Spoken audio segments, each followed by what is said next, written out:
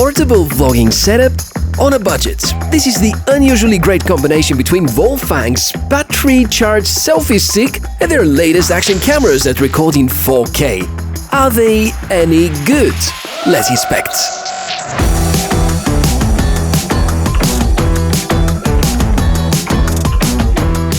Hey, so good to meet you. Welcome to the channel, and really happy that today we're going to talk about really budget-friendly devices. The reason I'm making this video is because Wolfang, it's a company doing action cameras. They got in touch with me a few months ago and really asked me to review this selfie stick. And because I don't do reviews of selfie sticks, I thought maybe we can combine them with some of their most popular action cameras. So here we are today. We're trying out three quite interesting budget-oriented devices. First of all, this selfie stick, which is called the GA200, and it's special because besides expandable, it also has inbuilt battery. You can unplug this little connector here and connect it to your action camera, and supposedly, if it works fine, as it works fine, it just powers on.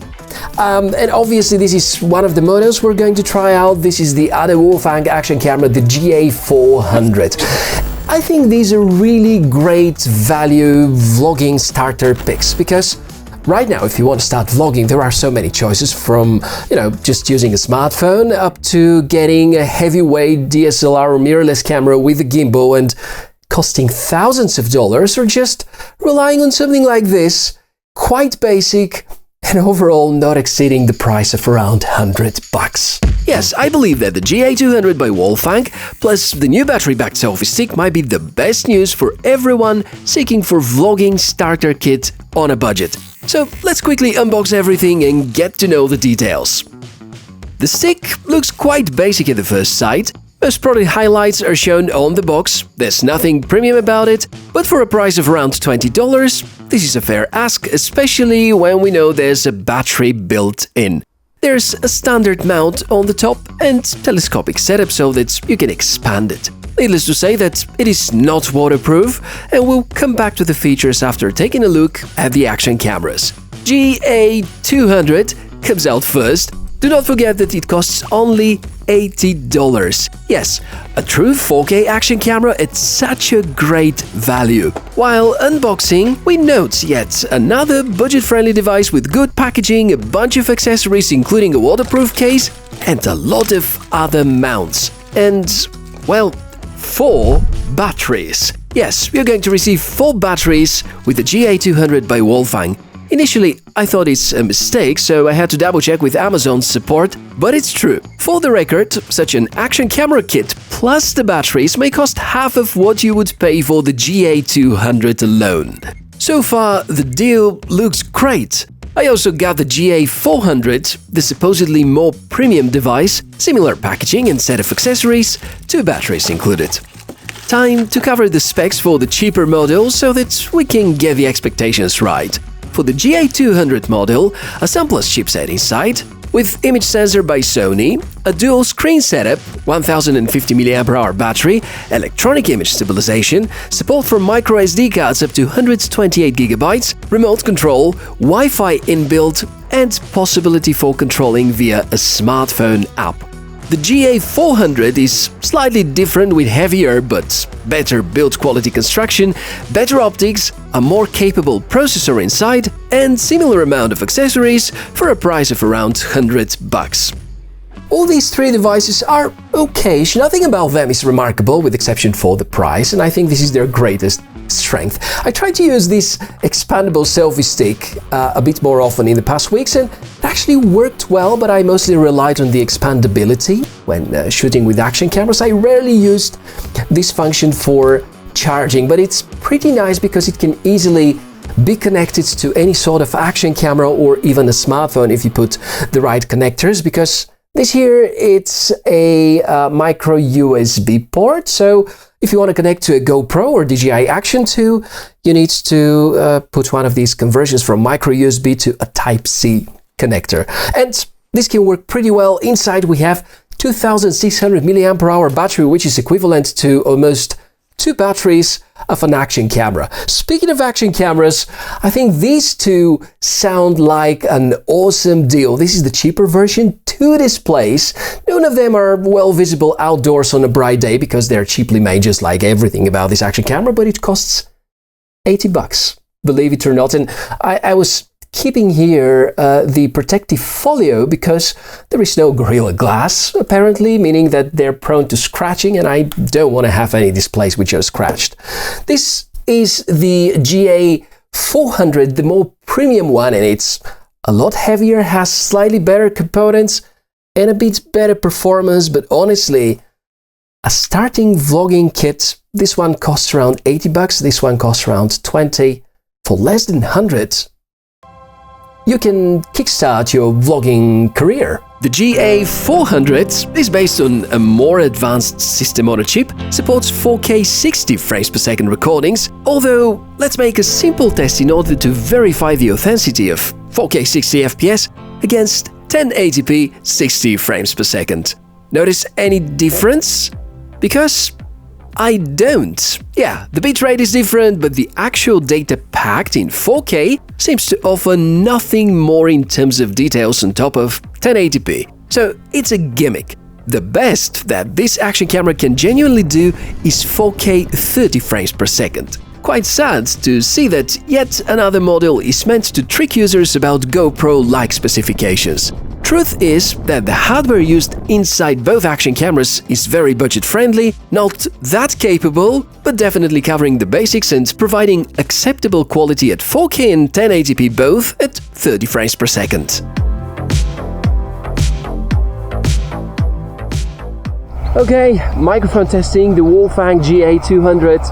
I'm very close to a noisy street, but I think no cars are currently passing by.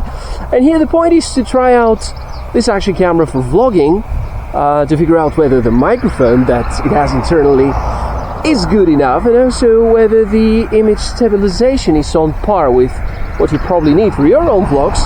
So how about commenting below what you think of the GA200 and its real-life performance? That's the baby, by the way. Hey!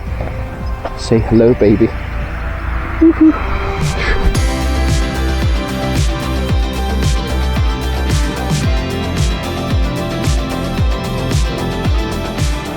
Controls. They are pretty straightforward. You can rely on the buttons, the touchscreen, or a combination of both. Having a nicely grouped set of menus is always a great advantage, since everything about the hardware here is budget-friendly. Do not have too high expectations about the smoothness and the responsiveness of the menus. Although, as you notice, with the reduced amount of animations, you can quickly configure whatever you need. Resolutions, electronic image stabilization, ISO, date and time settings. There are a bunch of configurable options, but note that they only cover the basics and won't let you shoot in any professional-grade mode. No control over shutter speed, the ISO performs best if it's set to automatic, and sadly, no 24 or 25 frames per second, so you're locked into the NTSC standards no matter what. This is valid for both of the cameras, and luckily, they both also have an inbuilt Wi-Fi module for smartphone app connection. It can be good for downloading some of the videos or adjusting the settings. Both of these tasks I prefer to do manually by copying from the SD card and using the touchscreen for the configuration. The files. They're using the H.264 video compression algorithm and are using the MOV file extension. Okay-ish bitrate. Quality depends on the point of view. If you're not a professional, quality is fine, especially if you record on a bright shiny days in the correct resolution. With the image stabilization on, it feels a lot better, and although not very effective, it compensates minor shakes. At 1080p 60 frames per second, things are getting worse, with more artifacts notable, less stabilization effectiveness, and overall much worse image quality. If you wonder whether any of the two action camera models are good for sport activities, I can certainly point to a number of remarks. Slow motion is also unimpressive, being somewhat limited, and the objects may look blurry in certain scenarios. I have for sure tested action cameras with better performance 3, maybe 4 years ago. This is not really a good sign about the future of these devices because somehow the budget segment is now further than ever from the premium devices made by GoPro, DJI and Insta360. Drawbacks: the faked 4K 60 frames per second on the GA400 model, the ineffective image stabilization, the poor smartphone app, no external microphone support, limited resolution choices and just basic build quality. Anything else? Feel free to add in the comments below the video. Sure, you're probably going to add more to the list of these drawbacks, but it's a fact that now, in 2022, this body is one of the best choices for a budget-friendly vlogging device that you can purchase from Amazon, which I believe is yet another proof for Wolfang doing the business the right way. Because it looks like they try to get in the shoes of Akaso from a few years ago, because Akaso became famous for providing exceptionally good for the budget action cameras, and they have been gradually increasing the prices. So now Wolfang, I think, are taking advantage of the fact that they can be one of the best in the super budget segment, below $100, providing a true 4K action camera. So what do you think of it? What do you think of the basic action camera, of the expandable monopod or aka selfie stick with charging option, or the more premium, I would say mid-range?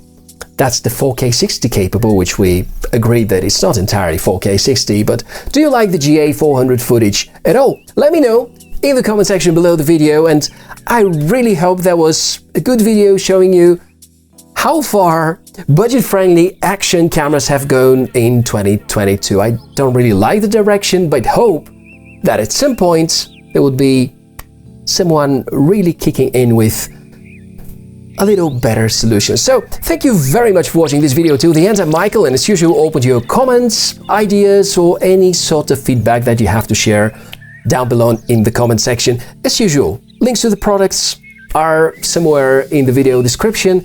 And from my end, wishes for a fantastic day, stay fit, stay healthy, and I guess I'll see you in our next video. Bye!